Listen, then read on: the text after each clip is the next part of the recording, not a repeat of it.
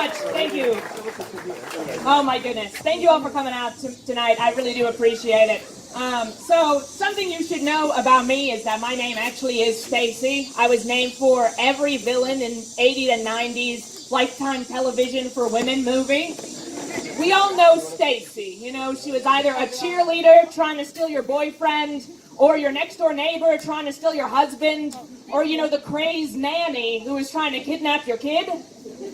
And this is me. Thank you. So, yes, it's a lot to live up to, I have to say. I was not a cheerleader in school. I was bullied a lot, I think because I'm kind of introverted.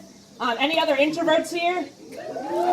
You know the real introverts because instead of wooing, they just politely raise their hand. And that's when you know, and I do appreciate it. The internet tries to help out introverts with tips. They're like, the top 10 tips to become less introverted and more extroverted. And it's like, talk to people at parties, try to leave your house, just try. But I'm like, where are the tips for the extroverts? Like, where are the top 10 tips for extroverts to shut up? Just shut up! I don't want to hear from you anymore, extroverts!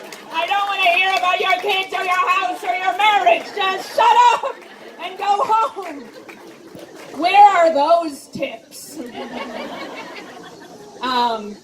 But yeah, I was introverted. Because of that, I was bullied a lot as a kid. But that was okay. I think I brought it on myself. I spent 5 years learning Elvish, so, you know, what can you do?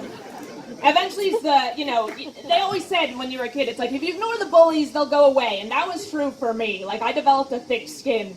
Not from the bullies, from my friends. I was the least favorite friend in every friend group I ever had. It's like, if you want to take me down, you gotta work harder.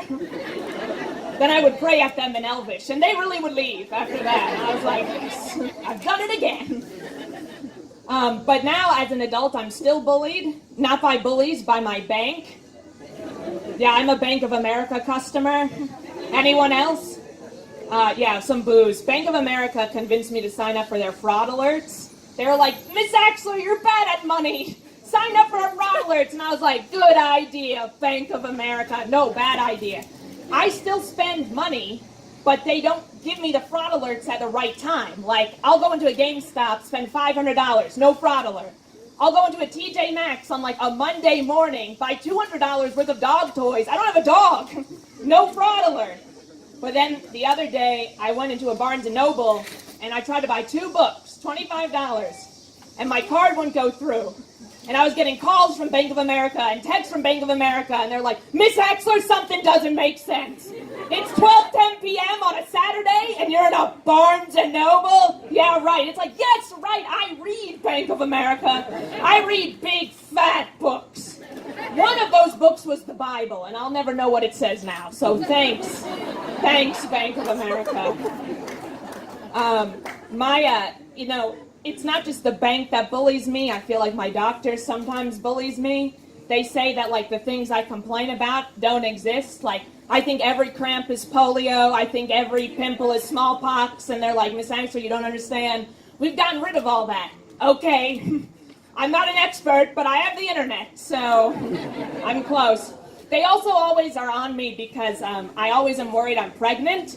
And they're like, Miss Axler, we've been over this. You're not pregnant. You don't have penetrative vaginal intercourse. Oh, really? Well, maybe so, but Jesus came from somewhere.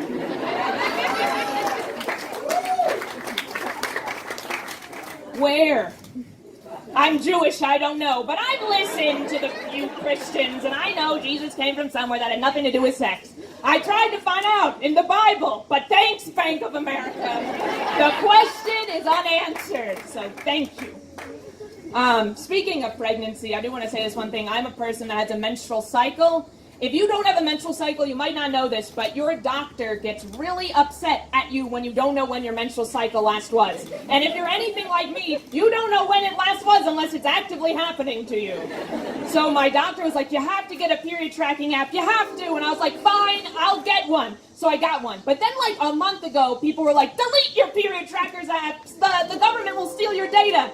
And I'm a pretty anxious person. So I was like, oh my God, the government will steal my data. So then I deleted my period tracker app. But now, so the government doesn't know when my period is. But also, Stacey actually doesn't know when my period is. Like, so the government is wrong, and so am I. So I was like, how do I keep track of my period? And I was like, I know, I'll just use a good old paper calendar.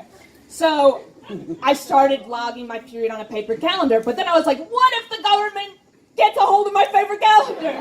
Like, when will this end? So then I was like, I know. I'll pull one over on the government. I will label my menstrual cycle in a special code word that only I can decipher. And the code word I decided on was Mitch McConnell. So now every single month I flip to a new page, write Mitch McConnell, and my hope is that the government does take my calendar, and Mitch McConnell himself will see it and be so touched he's in a calendar, he will just retire and leave us. Thank you. That's my hope. That's my hope. That's my gift to you all. So yeah, I've been working a lot on that. That feels good. I have a question for you, a serious question. Does anyone here get close to people who you don't like just to see the inside of their houses? Like, have you ever disliked someone so much, you're like, man, I dislike you, but what does your couch look like? So you're all well-adjusted here? All right, that's fine. You know what, I don't do that either. I don't know anyone who does.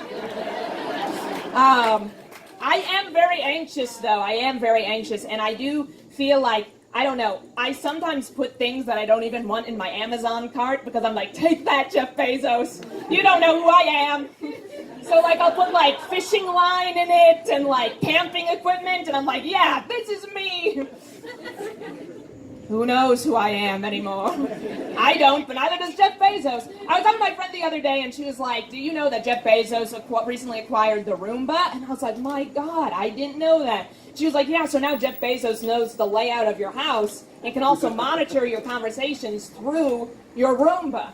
And then she was like, you know what that makes him? And we both answered at the same time. And, well, that actually is a good question, good answer. What my friend said was Santa,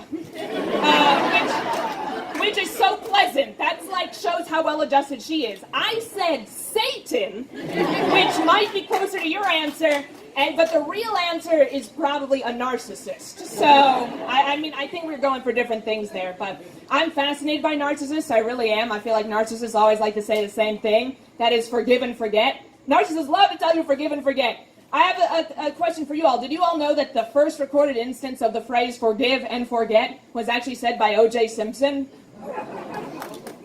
That's not true. But you didn't doubt it for those 2 seconds. You're like, that makes so much sense. And it really does. I am not a narcissist, but all narcissists say that. I'm not, though. But toxic people, I'm fascinated by toxic people, and I recently joined this Facebook group called Are We Dating the Same Man? And it is a group where you can go on, see pictures of men women are dating, and be like, are we dating the same man? I joined this group. I'm not dating anyone on this page.